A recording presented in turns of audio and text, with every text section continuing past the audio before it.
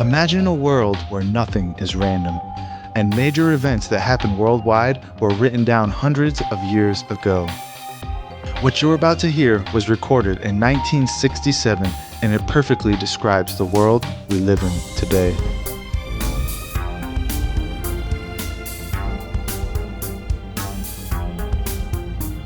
What was the secret?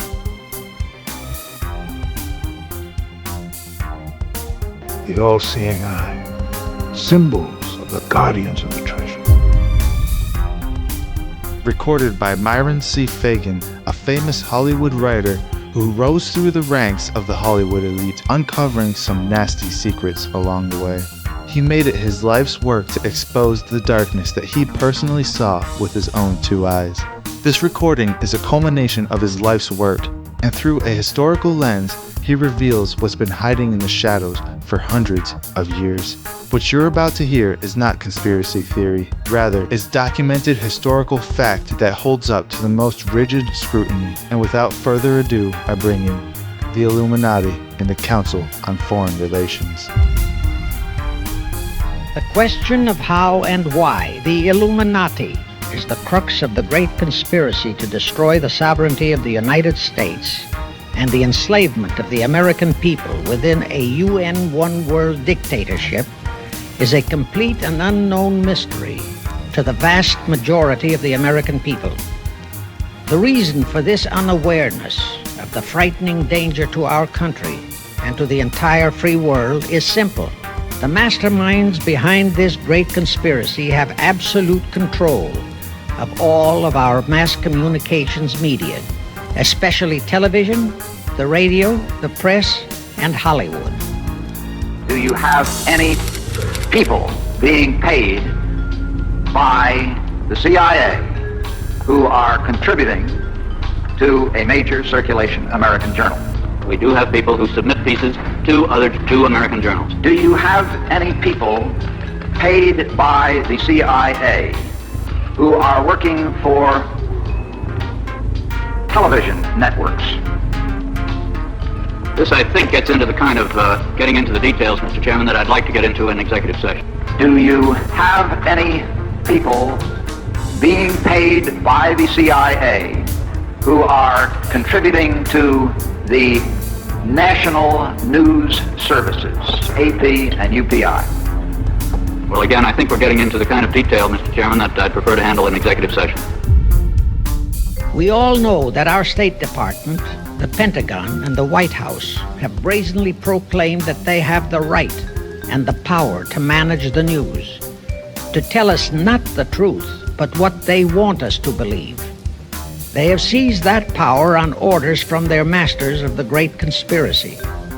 And the objective is to brainwash the people into accepting the phony peace bait to transform the United States into an enslaved unit of the United Nations one world government. Let me clarify the meaning of the expression, he is a liberal. The enemy, meaning the one world conspirators, have seized upon that word liberal as a cover-up for their activities. It sounds so innocent and so humanitarian to be liberal.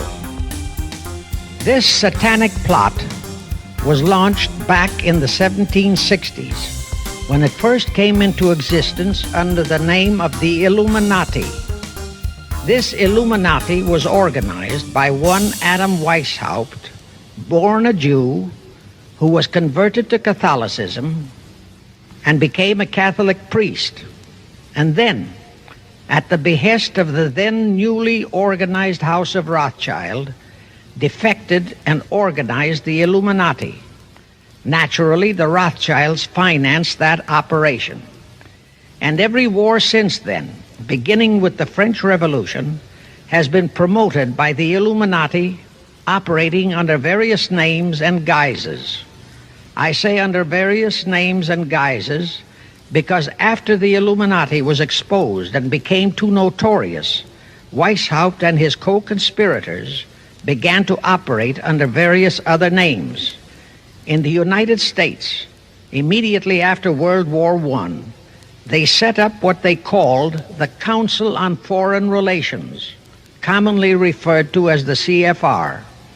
And this CFR is actually the Illuminati in the United States. Perhaps the most vital directive in Weishaupt's plan was to obtain absolute control of the press, at that time the only mass communications media, to distribute information to the public, so that all news and information could be slanted, so that the masses could be convinced that a one-world government is the only solution to our many and varied problems.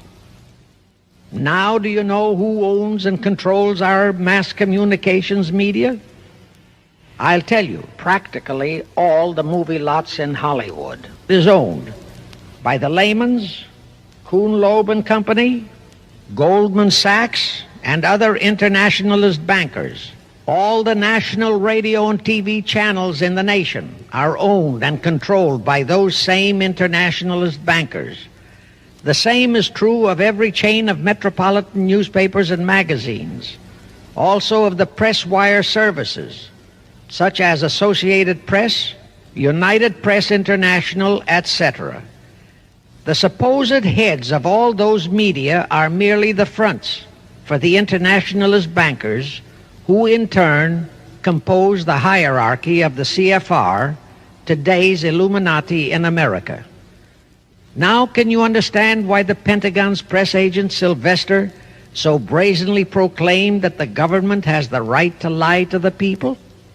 What he really meant was that our CFR-controlled government had the power to lie to and be believed by the brainwashed American people.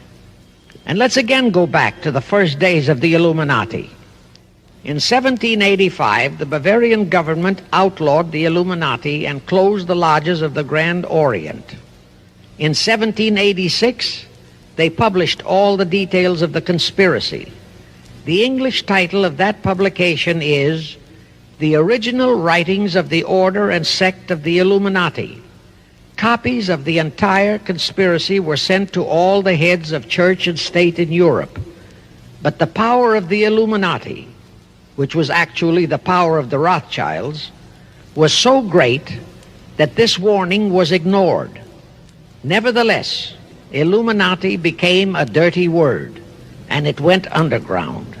At the same time, Weishaupt ordered Illuminists to infiltrate into the lodges of Blue Masonry and form their own secret societies within all secret societies. Only Masons who proved themselves internationalists and those whose conduct proved they had defected from God were initiated into the Illuminati. Thenceforth, the conspirators donned the cloak of philanthropy and humanitarianism to conceal their revolutionary and subversive activities, and that all that secrecy emphasizes the power of the masterminds of the Illuminati to prevent such terrible events of history from being taught in our schools.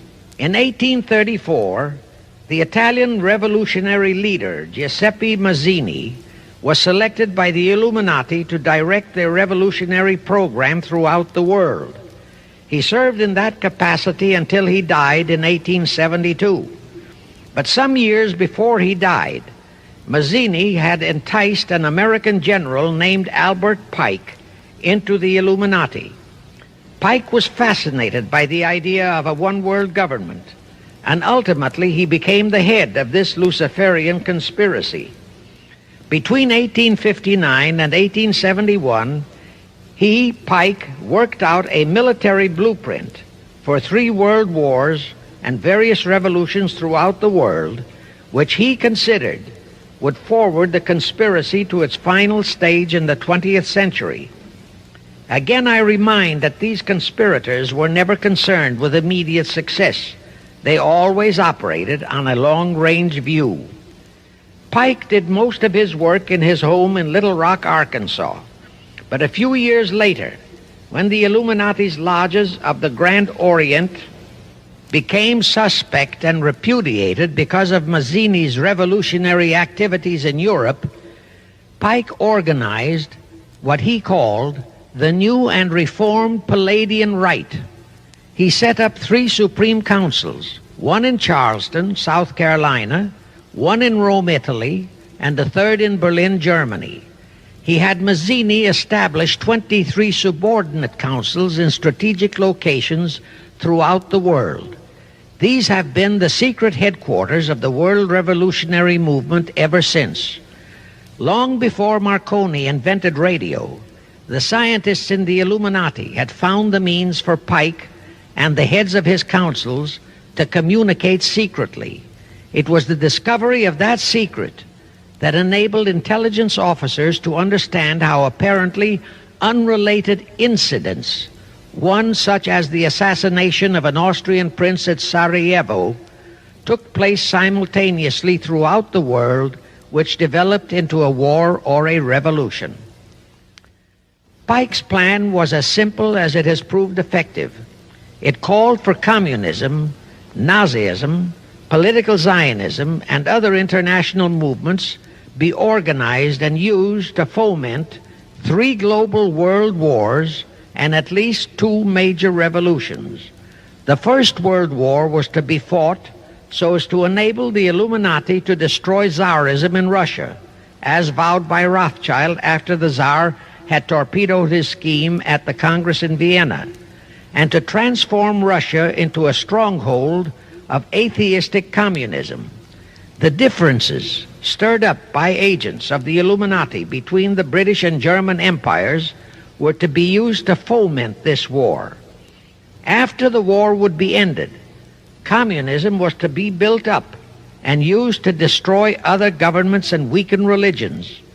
World War II, when and if necessary, was to be fomented by using the controversies between fascists and political Zionists.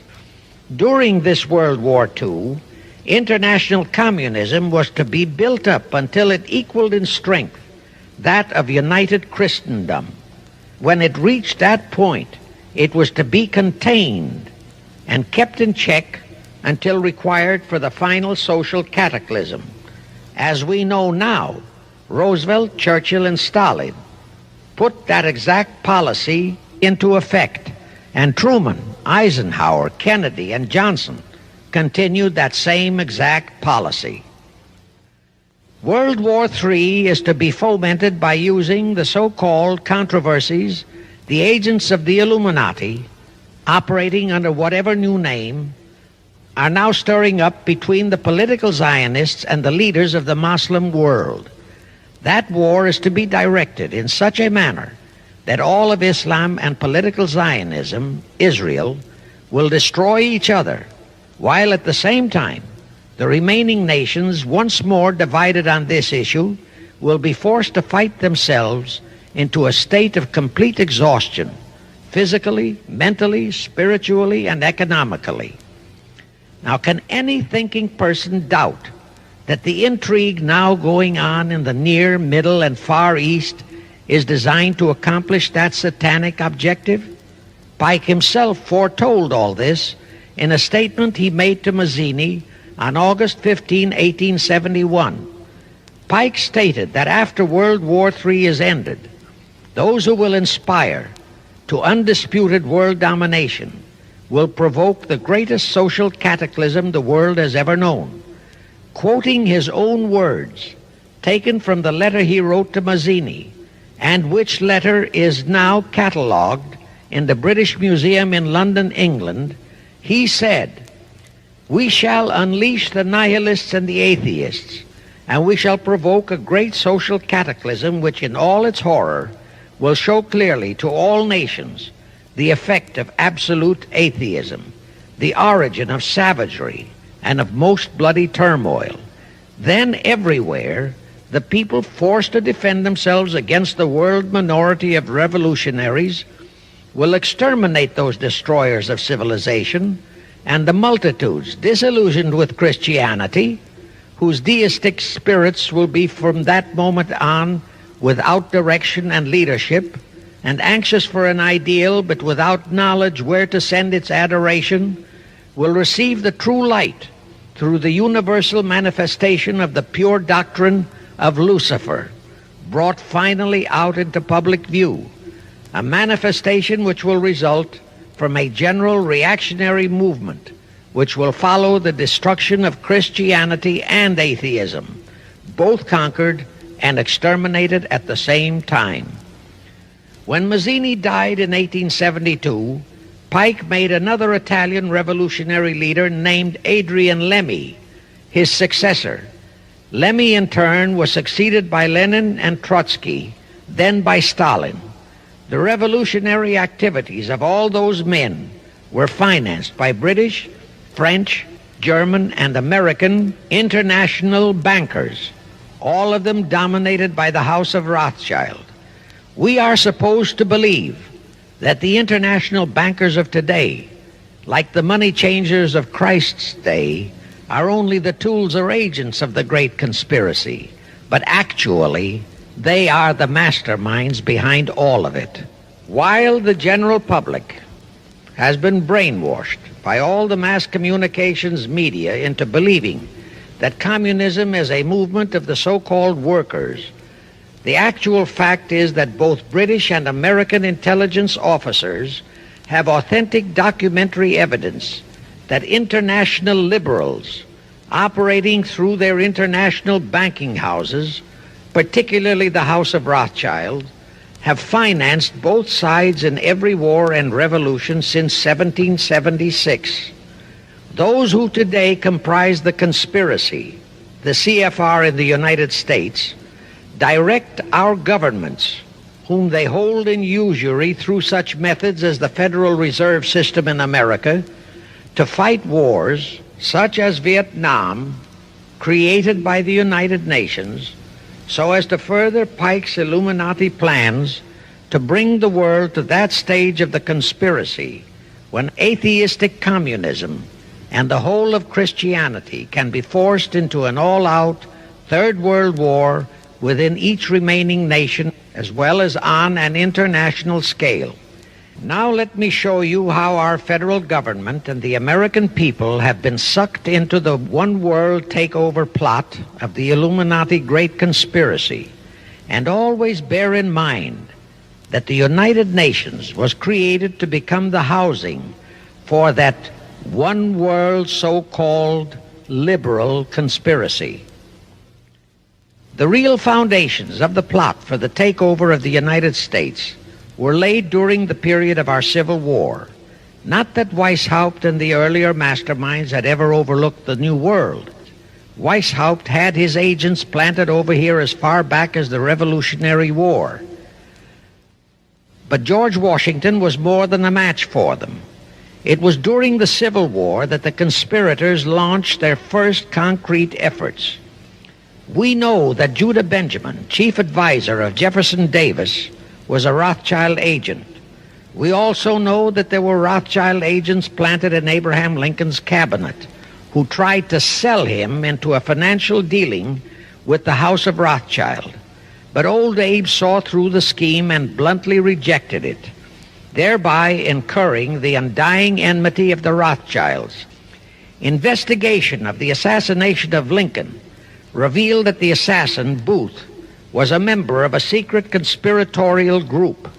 Because there were a number of highly important government officials involved, the name of the group was never revealed, and it became a mystery, exactly as the assassination of Jack Kennedy still is a mystery. Anyway, the ending of the Civil War destroyed, temporarily, all chances of the House of Rothschild to get a clutch on our money system, such as they had acquired in Britain and other nations in Europe. I say temporarily because the Rothschilds and the masterminds of the conspiracy never quit. So they had to start from scratch, but they lost no time in getting started. Shortly after the Civil War, a young immigrant who called himself Jacob H. Schiff arrived in New York. Jacob was a young man with a mission for the House of Rothschild. Jacob was the son of a rabbi, born in one of Rothschild's houses in Frankfurt, Germany.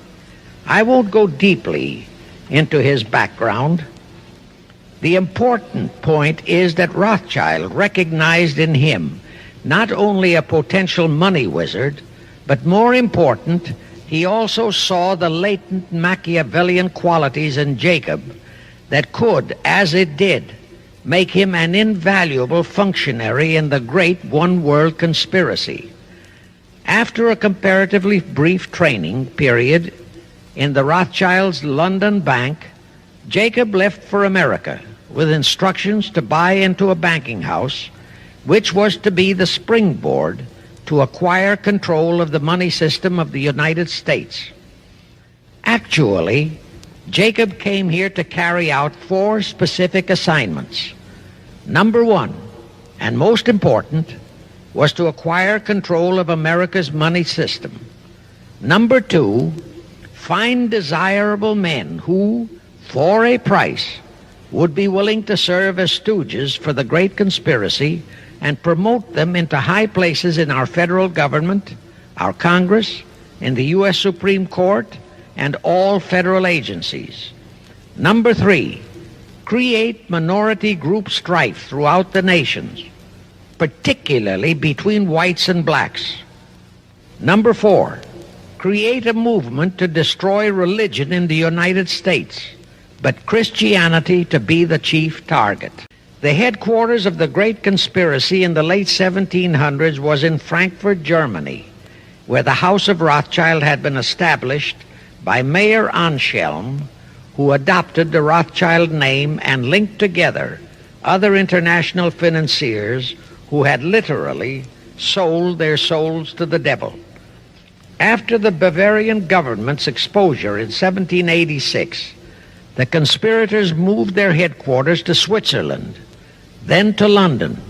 Since World War II, after Jacob Schiff, the Rothschilds' boy in America, died, the headquarters of the American branch has been in the Harold Pratt Building, New York, and the Rockefellers, originally protégés of Schiff, have taken over the manipulation of finances in America for the Illuminati.